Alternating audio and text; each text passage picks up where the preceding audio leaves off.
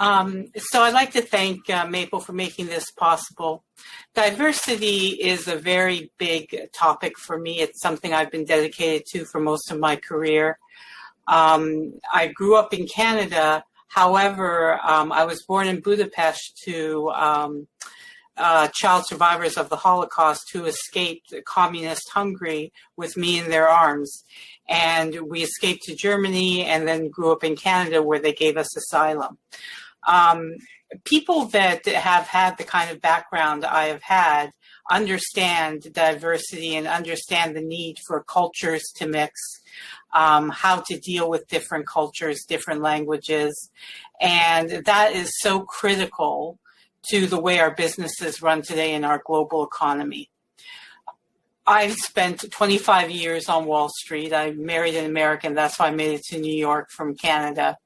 I spent 25 years on Wall Street. I spent 25 years being the only woman in a room, dealing with topics that men like to talk about in the early stages of a meeting.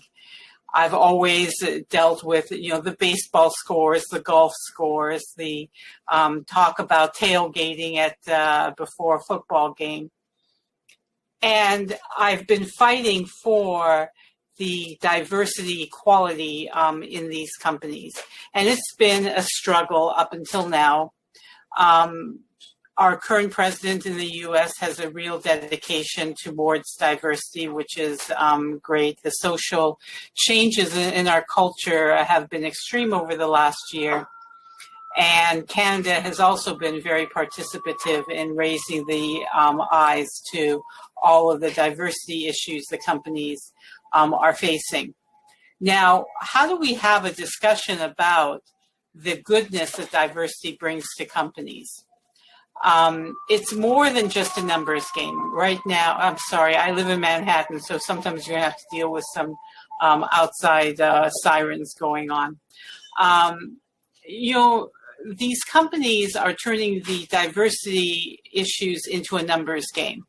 And when does the numbers become good enough to have people of different racial backgrounds or having women as part of the culture, as opposed to understanding that a change in diversity for a company brings employee satisfaction much higher. And at the end of the day, a company makes more money. So one of the big things that we've done at QAC is start to talk to CIOs and CFOs and heads of diversity about enacting the change of the diverse landscape of their organization into the plans of technology enablement, moving to digital transformation. There is no better time to infuse that diversity into the organization as you go through a skills assessment, as you understand the gap of your existing organization to where it needs to be from a technology standpoint. But now you have the discussion of what kind of landscape of diversity do you have as well? And do you retrain, which is a very big topic today for many companies. They have people that have worked for their companies for many years, understand their business, but they're manual in nature. They don't have the technology background. They don't code, but they're trainable. So to train these people and start their second, third, fourth careers moving into technology is something that we've been focusing on at QAC. Helping these CIOs come up with these plans of retraining, hiring at the right levels. Something that most organizations are now struggling with because they feel that, and Charlie Scharf, the CEO of Wells Fargo, had an epiphany a year ago, made a very bad statement that he'd hire more people of color if they were qualified. That is a mindset that we're trying to move away from, and it's more about getting people retrained. There's nothing stopping people from becoming Java coders, Ruby coders, with some small elements of training and then building that into their digital transformation.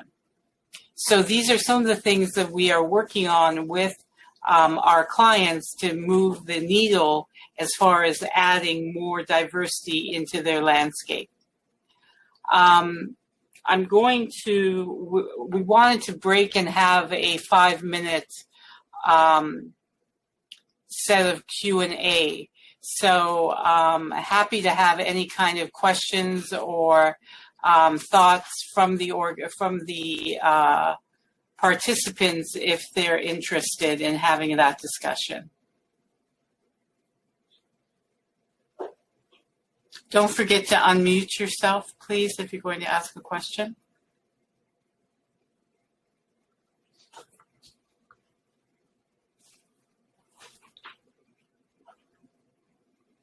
No?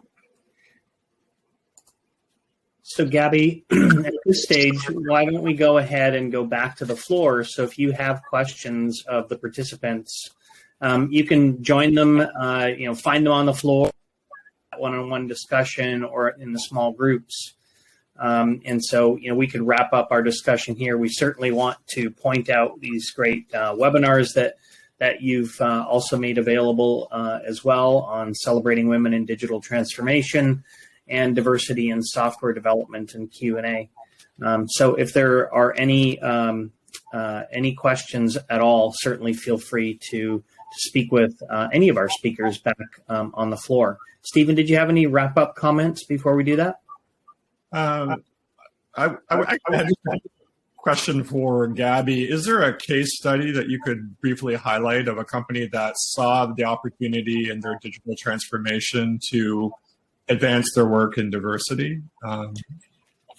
Actually, those are hard to come by because as they're finding out, a lot of these companies that have reached their goals of, let's say, 30% of women in technology have not experienced the increase in employee satisfaction and are now going through a second wave of work of bringing in specialists on the diversity side to figure out why their culture hasn't progressed and why people have not increased their satisfaction of working at the company, which has resulted in many companies dealing with attrition issues. Mm-hmm. So that's why this work I'm talking about is so critical. It's not yielding the results that they wanted to see. Got it. Thank you.